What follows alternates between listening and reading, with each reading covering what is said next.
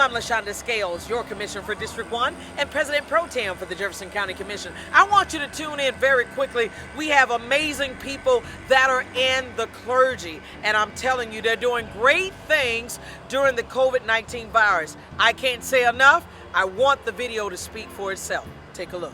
This information that you're giving out, there are some elderly people who are not familiar with technology and stuff.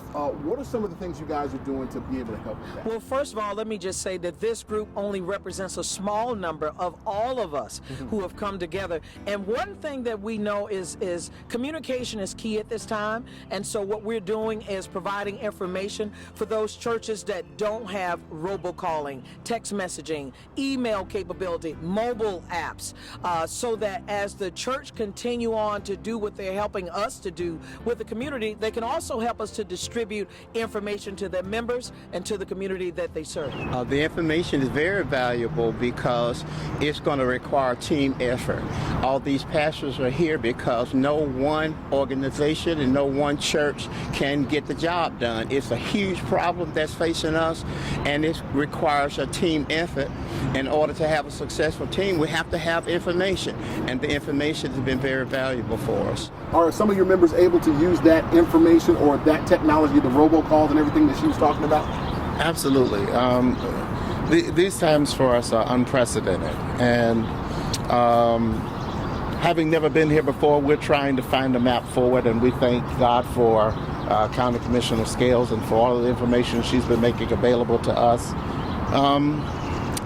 We're trying to take advantage of all social media, all forms of communication at this point to stay in contact with our congregations, because staying in contact with our congregations is of the utmost importance. The members are just doing everything they can, high-fiving online. Absolutely. We've been encouraging, do the best you can to continue to have that feeling of community. And when you're online streaming, fist bumping with the emojis, high-fiving, welcoming people, making sure everybody feels welcome. Because that's one of the greatest parts about a local church is that community and that feel. And that's with the absence of that being online, we're just doing the best we can to continue to check on people, but when we're having those services, make it feel as close as a community as we possibly can. You're not only having to deal with locally, but you guys are doing international type stuff exactly, as well, right? Exactly. I work at Eternal Word Television. We reach 185 countries, almost all of which are affected by this virus. And a lot of people bristle. Church is a place of trusting God and trusting each other. And they bristle at not being able to go to church, to attend Mass, to receive Holy Communion. And part of our role is to assure them the medical folks from the government are in the best interest of the world.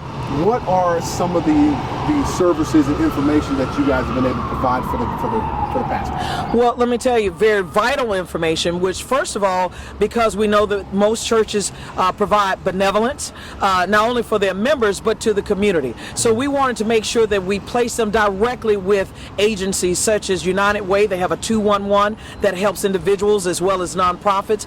Also, we've been providing information about utility numbers and so forth, because right now they are not disconnecting any utility services. However, the provider of those services are expecting you to pay. So they have direct numbers that they can give to their parishioners and members of the community so you can make payment arrangements. And so all those kind of things like that, we are arming them up, including food bank information, so that they can be able to provide food as well for the community. What are some of the things that your members are asking for? Are they anybody asking for food or anything like that, or anything? Well, we have the biggest things that I get people asking for is correct information.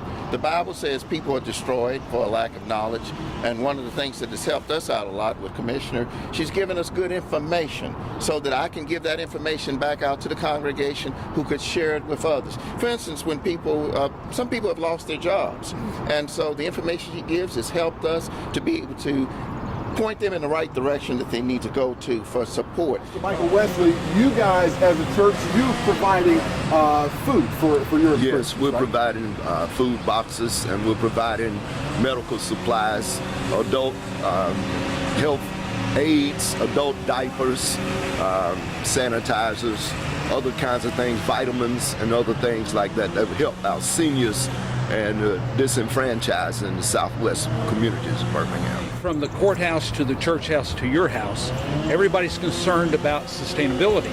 And this is going to be around for a while. So we've been learning such things as there are entities ready to help 501c3 organizations with their long-term sustainability, helping to maybe make payroll where we don't have to lay someone off and pay bills. So we just want the community to have good information, accurate information, to dispel all the misinformation that's out there. Christ is a cure. Trust Him. There are people in our communities that are depending on us, homebound, senior citizens, children, and we do have our homeless population. I want you to hear from one of those members in our community and tell you the reason why your help is so important. Take a look. I'm homeless and I want you to be aware that we're here and you need help. All you know is your stomach is empty and something needs to be in it. Could we please get some help for the homeless? That's all I ask. Now listen, if you live in the city limits of Birmingham, an ordinance was just passed on yesterday for you to stay at home. We're trying to stop collectively this virus from spreading. So if you don't have an emergency, if you do not have to work, if you do not have to go to the pharmacy or the grocery store, stay at home. And when you're at home, it needs to consist of 10 people in one place at one time and then be 6 feet apart. I keep telling you, you and I working together, we're going to be that change that we both want to see. Don't forget to like us on our Facebook page at Lashunda Scales. She works. Share our information. Also go to our YouTube channel at Lashunda Scales Official. Subscribe to our newsletter and you see the number on your screen. Text to that number, info Jeffco, so you can receive COVID-19 updates. Also, you can text at that number, Jeffco, and the number 1 to receive information on Commission District 1. I love you, and it's always my pleasure to serve you. God bless.